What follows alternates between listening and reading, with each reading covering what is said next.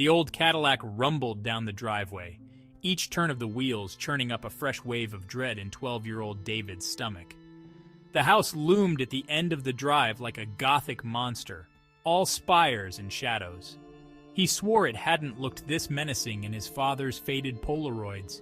This wasn't the summer retreat he'd imagined. It was a mausoleum, a place where joy went to die. His father parked the car, the engine's silence swallowed by the heavy air.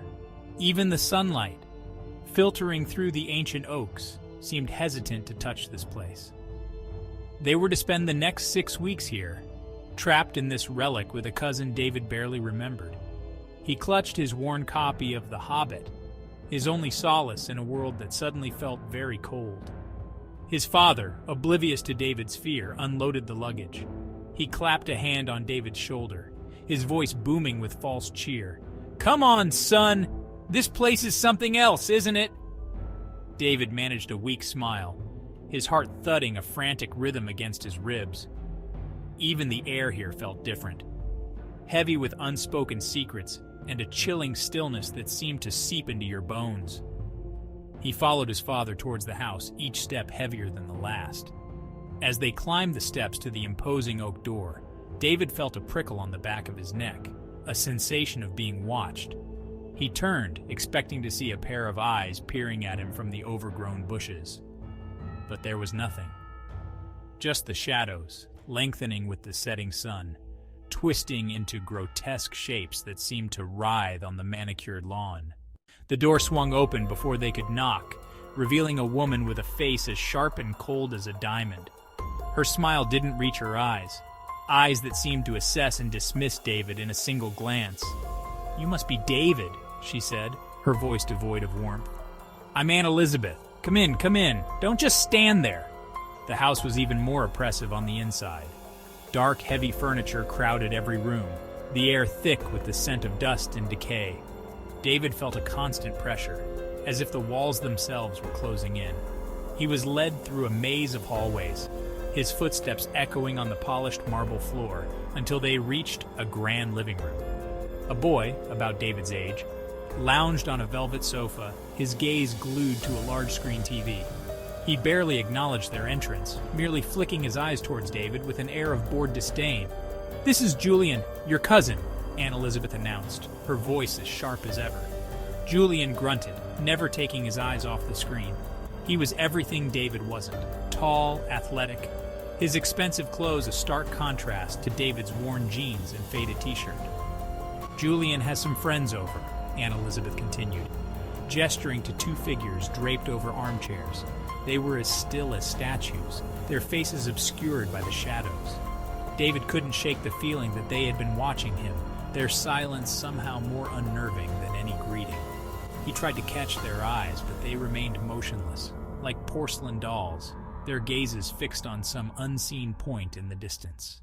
The days that followed were a blur of suffocating boredom and escalating unease. Julian and his friends ignored David completely, their laughter echoing through the halls like whispers on the wind. He spent his days exploring the vast grounds, each step taking him further away from the oppressive atmosphere of the mansion. One afternoon, seeking refuge in the mansion's dusty library, he stumbled upon an old journal hidden behind a shelf. It belonged to a girl named Celia, who had lived in the house a century ago. Her entries were filled with a sense of dread, of unseen eyes watching her, of voices whispering her name when no one was around. David shivered, a cold fear snaking down his spine. Celia's words resonated with his own growing sense of unease, confirming his suspicions that something was deeply wrong in this house.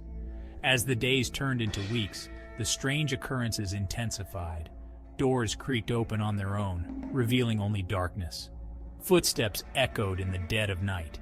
He would wake from nightmares, his heart pounding, the feeling of unseen eyes lingering long after he opened his own. He tried to confide in his father, but his words sounded hollow, even to his own ears.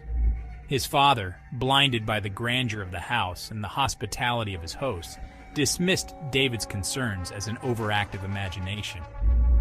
One night, unable to sleep, David heard his name being whispered. It was a soft, insidious whisper coming from the wall itself.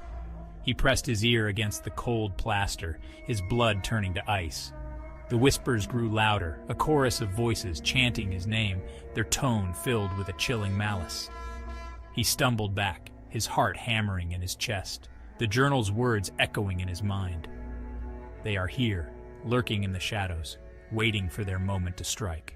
Driven by a morbid curiosity and a desperate need to understand the events unfolding around him, David decided to explore the one place in the mansion that filled him with the most dread: the attic. He knew it was off limits, Aunt Elizabeth's stern warning echoing in his ears. But the whispers in the walls, the shadows that seemed to move on their own, the growing sense that he was being watched, all pointed to the attic as the source of his terror. One afternoon, while Julian and his friends were out, David slipped away. The door to the attic was hidden at the end of a dark corridor, concealed behind a tapestry depicting a hunting scene. His hand trembled as he reached for the handle, the metal cold against his clammy skin. The air grew heavy, the scent of dust and decay almost overpowering. He hesitated, a wave of dizziness washing over him. But the need to know, to understand, outweighed his fear. The attic was a cavernous space, filled with discarded furniture and covered in a thick layer of dust. Cobwebs hung from every rafter, and the only light came from a few grimy skylights. He moved cautiously, his footsteps echoing in the silence. As his eyes adjusted to the gloom, he began to make out the shapes of the objects around him. A rocking horse, its once bright paint faded and peeling. A grandfather clock, its pendulum frozen in time. A dusty gramophone, its horn pointed like an accusing finger. And then he saw it. At the far end of the attic, partially hidden by a tattered sheet, was a large portrait. He approached it slowly, his heart pounding. As he reached out and pulled the sheet away, a gasp escaped his lips. The portrait was of a young girl, her eyes wide and filled with a terror that mirrored his own. It was Celia, the girl from the journal, but there was something else, something unnerving about the painting. It was as if her eyes followed him, watching him, her terrorized expression reflecting his own growing fear. Just as he was about to turn away from the haunting portrait, something caught his eye. There, beneath the frame, was a small hidden compartment. His fingers trembled as he pried it open, revealing an old, dusty diary. The cover was worn, and the pages were yellowed with age. He carefully opened it, the musty smell of old paper filling the air. The first page bore a name: Celia Montgomery. As he flipped through the pages, he realized it was a chronicle of Celia's life in the mansion. The entries grew darker and more disturbing, describing strange noises, shadowy figures, and a growing sense of dread. The final entry sent chills down his spine. Celia wrote about a sinister presence that had taken over the house, a presence that seemed to feed on fear. Suddenly, a loud creak echoed through the attic. He snapped the diary shut and looked around, his heart racing. He knew he had to get out of there, but not before he uncovered the truth. What had happened to Celia? And what was this malevolent force that still lingered in the mansion? Be sure to like, comment, share, and subscribe to Freddy K Stories to catch the next nightmare come true.